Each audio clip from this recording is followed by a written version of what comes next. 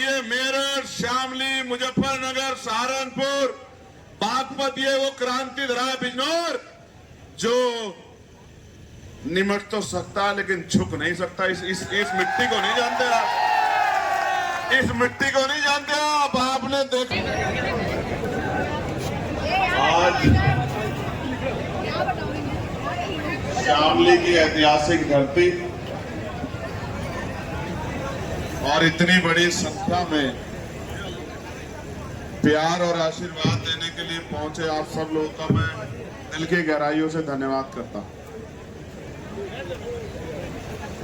सर्वप्रथम मैं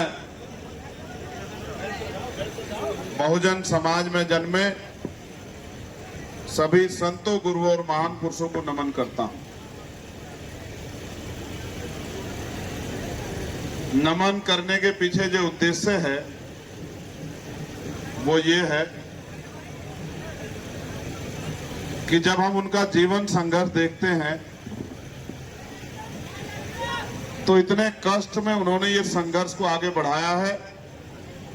उनके जीवन संघर्ष को पढ़ के ही हमें बहुत हिम्मत मिलती है और हम ये मानते हैं कि अगर वो ना होते और संघर्ष ना करते तो शायद हम कमजोर वर्गों के जीवन में ये उजाला नहीं आता।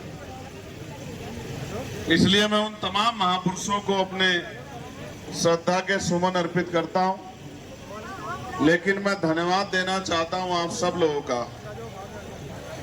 जिस तरह के पहरे लोकतंत्र में लगे हैं पिछले 3 दिन के अंदर। मैं उसके लिए पुलिस का, एडमिनिस्ट्रेशन का भी बहुत बहुत आभारी। लोकतंत्र पे इस तरह के पहरे मैंने पहले कभी नहीं देखे थे कि रैली नहीं कर सकते हैं, यात्रा नहीं कर सकते हैं, अपनी बात नहीं कह सकते हैं। रैली कितनी दूर की होगी ये पुलिस और एडमिनिस्ट्रेशन तय करेगा। जिनकी रैली होगी उनकी यात्रा की बसें रोक ली जाएंगी, उनके नेताओं को डिटेन कर लिया जाएगा, उनको डराया धमकाया जाएगा। ये इस तरह का लोकतंत्र जो है मैं देख के बड़ा खुश हूं और मैं बहुत जिम्मेदारी से बात कह रहा हूं। मेरी बात के मेरे वर्ड याद रखना आप। इस तानाशाही के खिलाफ ही भीम आर्मी आजाद समाज पार्टी की जरूरत प्रदेश को है। मेरी बात को आप याद रखना।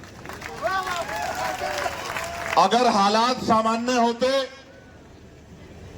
चुनी हुई सरकारें जनता का काम करती तो शायद ऐसे विकल्प की आवश्यकता नहीं पड़ती।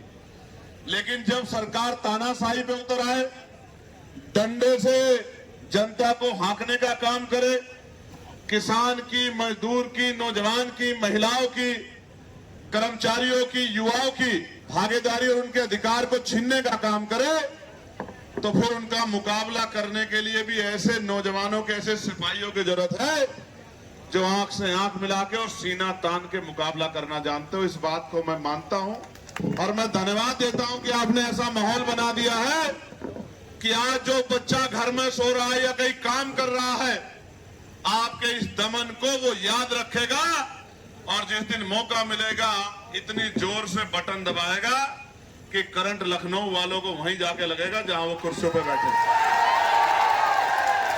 और मैं फिर कह रहा हूं, ये भारत है और ये मेरठ, शामली, मुजफ्फरनगर, सहारनपुर, बागपत, ये वो क्रांति धरा बिजनौर जो निमट तो सकता है लेकिन झुक नहीं सकता। इस मिट्टी को नहीं जानते आप, इस मिट्टी को नहीं जानते आप। आपने देखा होगा कोई और एरिया, ये वो एरिया जब ठान लेता है तो फिर झुका के छोड़ता है। जितनी चाहे ताकत लगा लो, ना हम गर्मी से डरते, ना हम आंधी से डरते, ना तूफान से डरते, ना लाठियों से डरते, ना गोलियों से डरते।